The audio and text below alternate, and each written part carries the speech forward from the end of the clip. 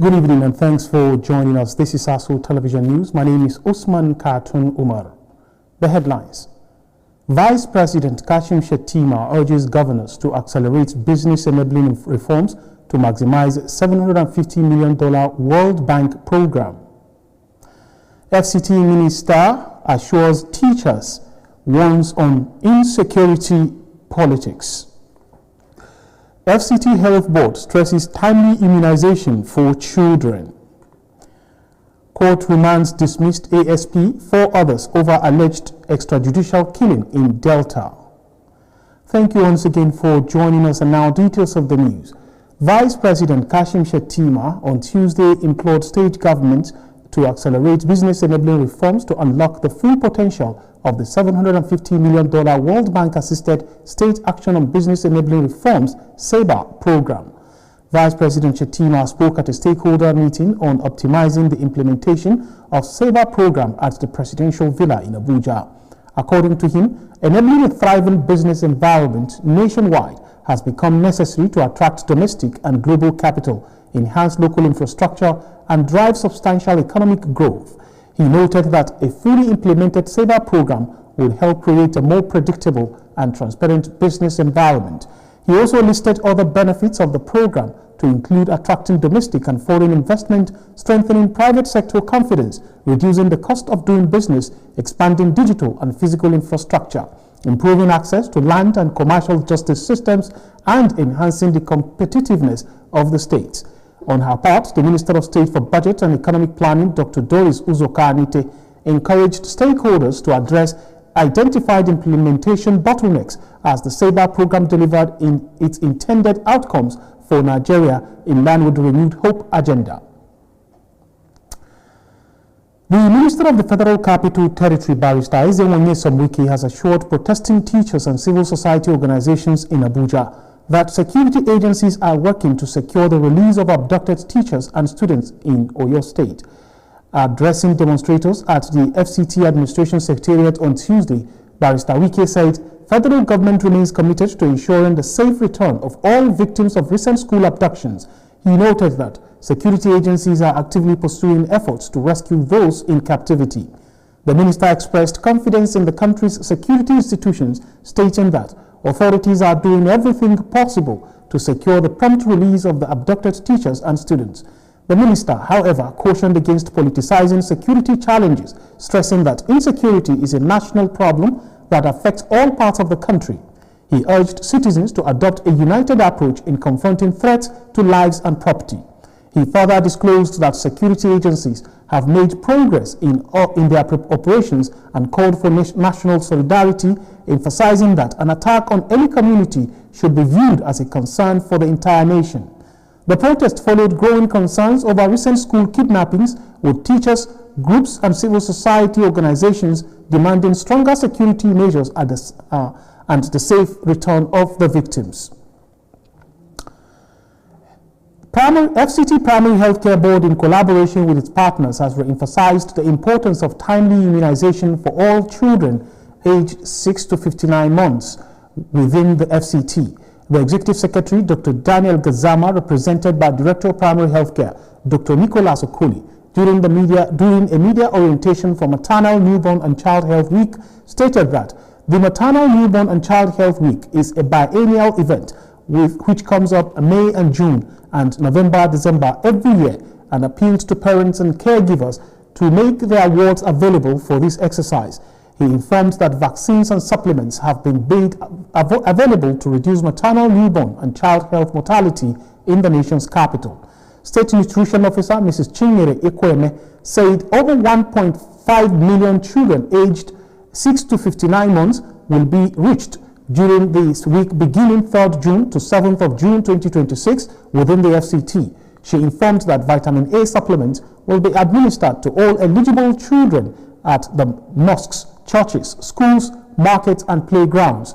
Also available during the exercise are free deworming tablets, nutritional assessment, immunization antigens, HPV for girls 9 years old, free antenatal care, HIV counseling, health education and at all government healthcare facilities during the week. Head Advocacy, Communication and Social Mobilization, Mrs. Chinyere Ume, appreciated the media for their support and called for more efforts in ensuring positive response from parents and the various communities during the week. Director, PHC, Dr. Nicholas Okoli, while appreciating their partners, UNICEF, Helen Keller International, for their support, he further appealed for more support to ensure women and children, and as government cannot do it alone. We now go to the northeast, where a cholera outbreak in Borno State has claimed 39 lives within the last 24 hours, with 272 new cases recorded across 36 wards in 8 local government areas of the state. The incident manager of the Public Emergency Operations Center, Jacob Audu, disclosed this in Maiduguri, capital of the state, while urging residents to take precautionary measures to prevent further spread of the disease. Audu said 138 communities across affected local government areas are currently battling the outbreak, adding that the government has introduced robust measures to contain the situation. Speaking to newsmen on Tuesday, the Permanent Secretary of the Borno State Ministry of Health and Human Services, Shatima Maina, said the state government has reactivated 2 emergency response centers to provide treatments for infected persons across the affected local government areas. Maina described the illness as acute watery diarrhea, but did not explicitly confirm whether it was cholera. He, however, assured residents that the government had taken steps to prevent its spread to other communities and noted that the number of cases had begun to decline in recent days. He added that the ministry and its agencies had intensified public health awareness campaigns in the affected communities. The federal government said it has tightened health screening and surveillance at land borders, airports and seaports nationwide following the outbreak of the Bundibugyo strain of Ebola virus disease. The development comes as the World Health Organization, WHO, on Tuesday scaled back the number of suspected Ebola cases in Central Africa to 116, down from more than 900 previously, with 330 cases now confirmed. In a statement issued on Tuesday, signed by the Assistant Director of Press and Public Relations, Adobako, the Federal Ministry of Health and Social Welfare noted that although there was currently no confirmed Ebola case in Nigeria, stressing that heightened preparedness measures had been activated nationwide to safeguard public health, and also warns that travelers identified as high risk or displaying symptoms associated with Ebola and other viral hemorrhagic fevers will be subjected to secondary screening, isolation and referral procedures. However, in line with the federal government's commitments to strengthening national health security and preventing cross-border disease transmission, it said enhanced border surveillance remained a critical component of the government's response, with health officials directed to strengthen screening and risk assessment procedures for all incoming travelers. Among the measures announced were mandatory temperature checks using infrared terminal scanners and handheld thermometers, health declaration forms, travel history assessments, and intensified risk profiling at designated points of entry.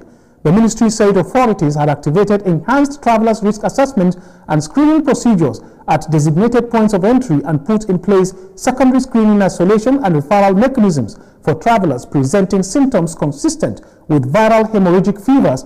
According to the statement, enhanced integrated disease surveillance and response activities nationwide and strengthened event-based and community-based surveillance systems are currently ongoing to ensure early detection of any suspected case.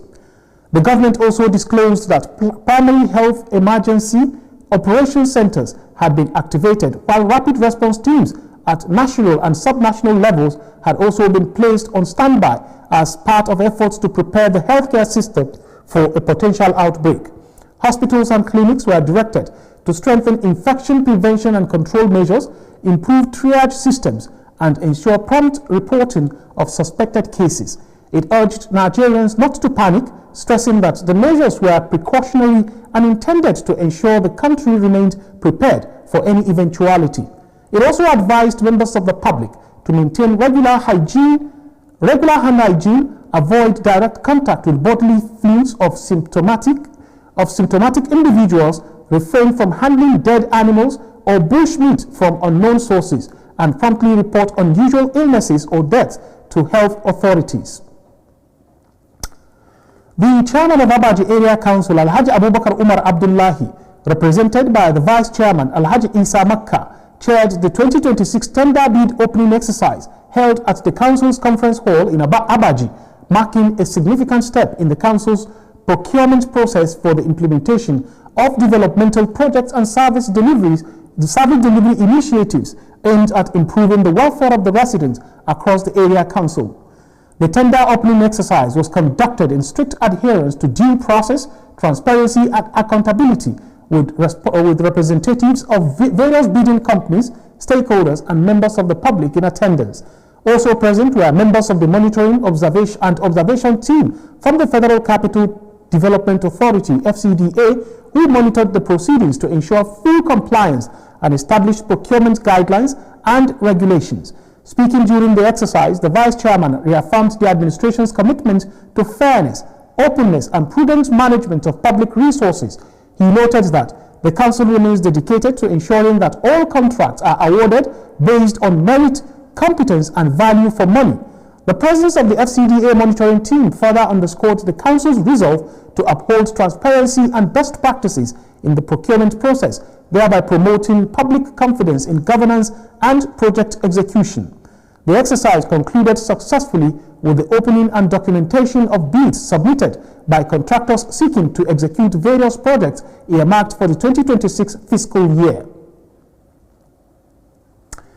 Residents of Gwagwalada Area Council have been assured of a new era of development and responsive governance as chairman-elect of the council, Comrade Kasim Mohammed Ikwa, prepares to assume office with a commitment to transform the council through people-oriented policies and impactful projects.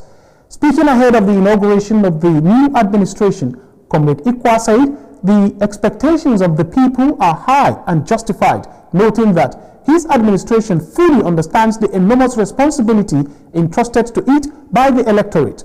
According to him, Gwagwalada has faced numerous challenges over the years, making it imperative for a new approach to governance that prioritizes the welfare and aspirations of residents.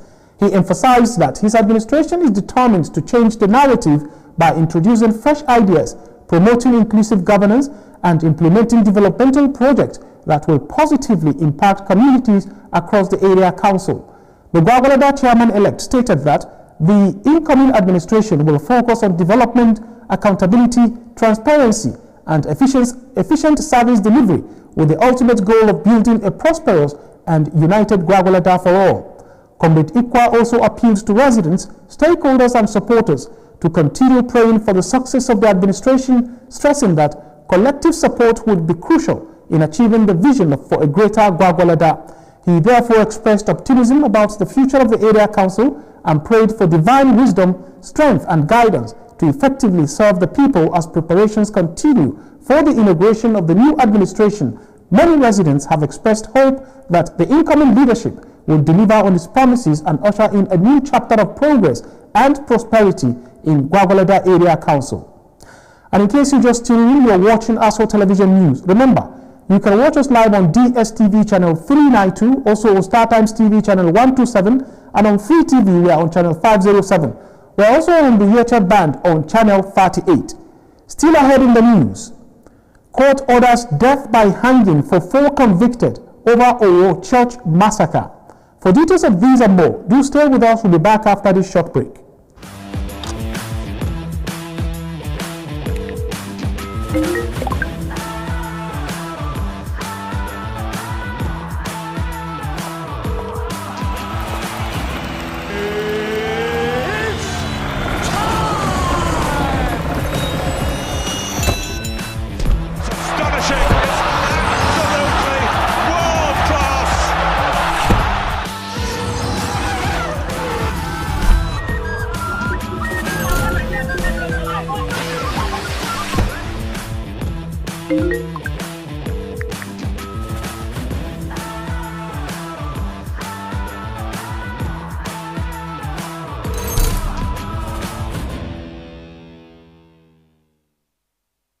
Thank you for still being there. Now to the rest of the news. A federal high court in Abuja has sentenced 4 men to death by hanging for their roles in the June 5, 2022 terrorist attack on St. Francis Catholic Church in Owo, Ondo State, which left more than 40 worshippers dead and over 140 others injured during a Pentecost Sunday Mass.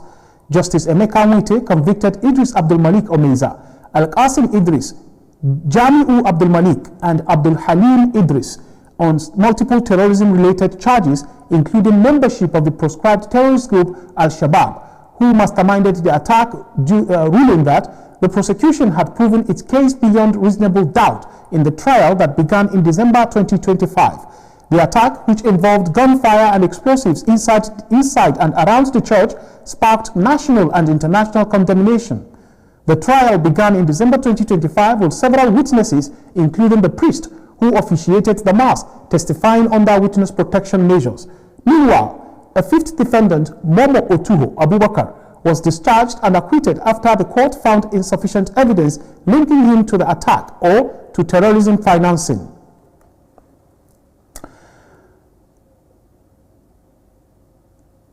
A court has remanded a dismissed Assistant Superintendent of Police, Usman Nuhu, and 4 other dismissed police officers at Ogwashi Uku Correctional Center over the alleged extrajudicial killing of 28-year-old Ogenemene Ogidi in a full Delta state.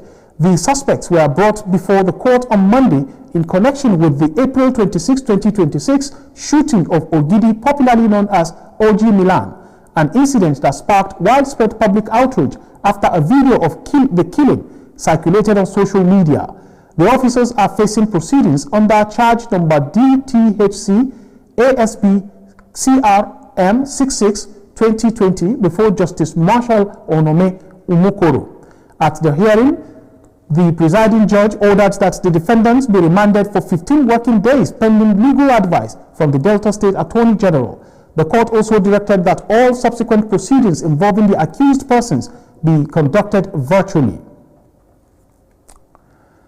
As preparations for the 2026 batch B Stream 1 orientation course gather momentum, the National Youth Service Corps has emphasized the importance of equipping young Nigerians with skills and values needed to drive national development, stressing the need to strengthen the orientation course as a strategic investment in Nigeria's future. The Director General of the NYSC, Brigadier General Olakunle Nafiu, stated this in his keynote address during the 2026 Batch B pre-orientation course workshop in Abuja. According to him, orientation courses must serve as milestones of impact and renewed citizenship. He further noted that as the corps population continues to grow, the number of prospective corps members is also increasing, making it imperative for state governments to appreciate and fulfill their obligations to the scheme through the provision of befitting functional orientation camps. General Nafiu further stressed the need to prioritize security awareness and sustain close collaboration with security agencies to ensure the safety of orientation camps. Earlier, the NYSC Director of Planning, Research and Statistics, Mr. Nura Umar, in his welcome address said the 2026 Batch B pre-orientation course workshop was designed to review the successes and identified gaps in previous orientation courses in order to enhance planning for future exercises. He added that the workshop's theme, strengthening the orientation course to advance national priorities and contemporary challenges, underscores the critical role the NYSC orientation course plays in shaping the values, conduct, and overall service experience of corps members for impactful national service. The Executive Director of the FCT Original Inhabitants with Disabilities Multipurpose Cooperative Society, Yakubu Festus, has called on the government to look into their plight. Yakubu made the call during a gathering at the Center of Skills Acquisition in Kwali, Abuja. He stated that many persons living with disabilities have faced stigma, exclusion, and economic hardship despite laws meant to protect their rights. PWD's boss said, with the support of the MacArthur Foundation, the initiative running since 2022 has helped in vocational training, human rights awareness, and economic empowerment of persons with disabilities across the 6 area councils of the Federal Capital Territory. Organizers said more than 300 beneficiaries have been trained in tailoring, shoemaking, bag production, soap making, weaving, and other vocational skills designed to promote self-reliance and reduce poverty. Beneficiaries, however, said major challenges remain as they constantly face discrimination in employment, limited access to finance, and inadequate government support, which is a threat to their economic independence. Participants called on government and private sector organizations to expand access to employment, funding, and empowerment programs for the disabled persons. The National Identity Management Commission, NIMC, has alerted Nigerians to a fraudulent social media post promoting a purported free portal for correcting national identification number records. This is contained in a public advisory on the Commission's X handle on Tuesday. The Commission in the advisory described the message and its accompanying links as a phishing scheme aimed at stealing personal information from unsuspecting members of the public, advising Nigerians to disregard the post and avoid clicking on any suspicious links claiming to offer free modification of NIN details. The Commission stated that all requests for updates or corrections to NIN records should be carried out only through its approved self-service platforms accessible via the official NIMC portal, also urging citizens to rely on its verified communication channels for information relating to new enrollment, modifications, and other identity management services.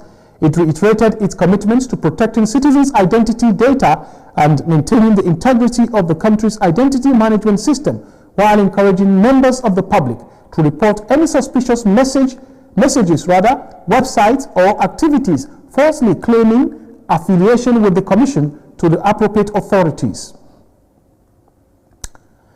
Troops of Operation Hadinkai have rescued a 20-year-old woman, Mariam Muhammad, and her 1 year, 4 months old son, Bello Muhammad, who were abducted during terrorist attack on Ngoshe community in Goza local government area of Borno State. Military sources said the victims were rescued on June 2 during a perimeter clearing patrol conducted by troops of the 82 Division Task Force Battalion around the Amuda area as part of ongoing operations to secure communities and recover persons held captive by insurgents in the Mandara Mountains. According to preliminary debriefing, the woman and her child were among residents abducted when terrorists attacked Ngoshe on March 3, 2026. Mariam told security personnel that they had been held at a terrorist enclave controlled by a commander identified as Sahar. She explains that they escaped after their captors abandoned them amid sustained military bombardment and intensified fire missions targeting insurgents' hideouts in the Mandara Mountains. Military authorities said the rescue reflects ongoing efforts to locate and recover victims abducted during previous attacks across the northeast. Following their rescue, the woman and her child received medical attention and welfare assessment before being reunited with their family through the Ngoshe community leader, Malam Bulama Kunda. Military sources added that sustained pressure on terrorist enclaves has continued to weaken insurgent operations, leading to increased rescues, escapes, and surrenders across the theater. The Director General and Chief Executive Officer of the Raw Materials Research and Development Council, Professor Iyanlelugo Ike Monso, has commended President Bola Ahmed Tinubu's unwavering commitment to industrialization, economic diversification, and local content development.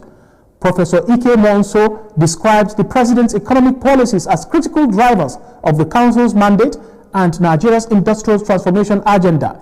Ike Monso made this known in an exclusive interview in Abuja, stating that the renewed hope agenda of President Tinubu's administration has created a conducive environment for strengthening Nigeria's raw materials value chain development, encouraging local production, promoting import substitution, and enhancing competitiveness of indigenous industries.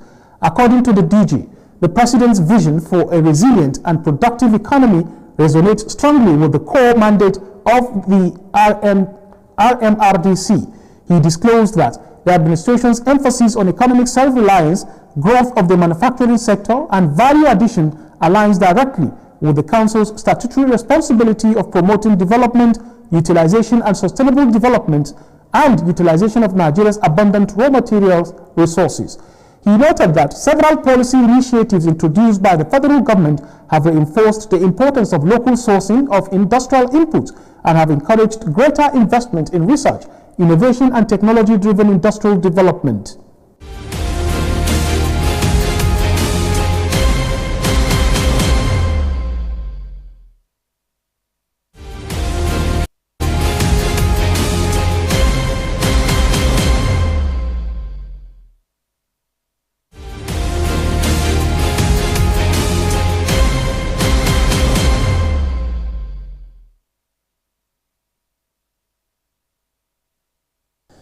The Global Plastic Innovation Program unit of the United Nations Development Program, UNDP, in partnership with other relevant stakeholders, including and among others, other digital peers international, have highlighted the various wealth creation opportunities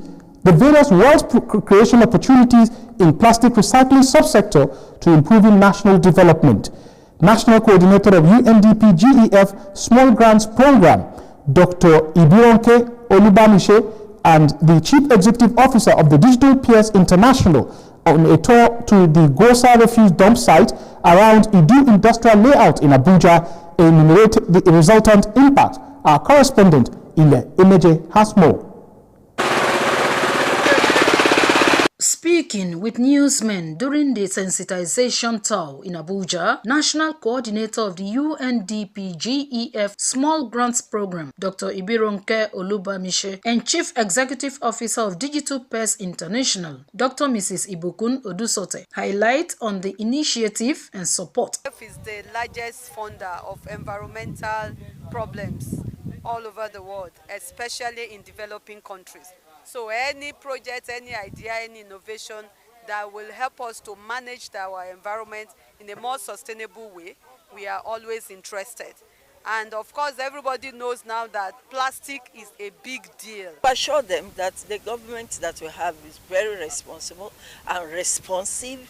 So if they come up with their innovation, they are likely going to get support. We are not talking about money, we are talking about all that is required in an enabling environment that enables young people to be able to do what they desire. Some of the beneficiaries of the training point economic gains from the recycling of plastic waste management. It targets a young age of 6 to 12 years where they can learn how to pick plastic, play games, which is interactive, and they can learn how to sort. They know about sorting, recycling, and also answering educative quiz. And with that, they can generate points which they can use for future purpose. So we want them to be able to learn how this plastic management. Sell to off-takers in Idu and in Lagos who crush them and use them in making clothes, textiles, shoes, and many other materials. And the second part in our facility is we convert these plastics into bricks, into interlocks. And we noticed that a lot of roads in our country are very bad. And we decided to... According to them, proper management of waste, especially plastic recycling, is key to improving economic sustainability. Ile Emeje, ASO Television News. Nigeria and India have reaffirmed their commitment to strengthening bilateral relations, defense cooperation and collaboration among countries of the Global South during a meeting in Abuja between the Permanent Secretary of the Ministry, Ambassador Dunoma Umar Ahmed, and a delegation from the 66th course of India's National Defense College. Ambassador Ahmed, via a statement from the ministry, described the visit as an opportunity to expand cooperation in key areas while commending India's long-standing support for military training and professional development in Nigeria. Discussions focused on Nigeria's foreign policy priorities, regional security challenges, counter-terrorism efforts, intelligence sharing, and the use of emerging technologies to address evolving security threats. Both sides also highlighted the importance of South-South cooperation through platforms such as BRICS and other multilateral arrangements.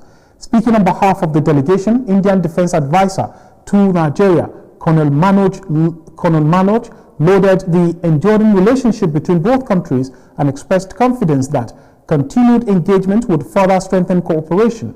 Meanwhile, The statement also announced the death of Ambassador Beatrice Wani Benladi, Director of the Southern African Affairs Division, who passed away after a prolonged illness.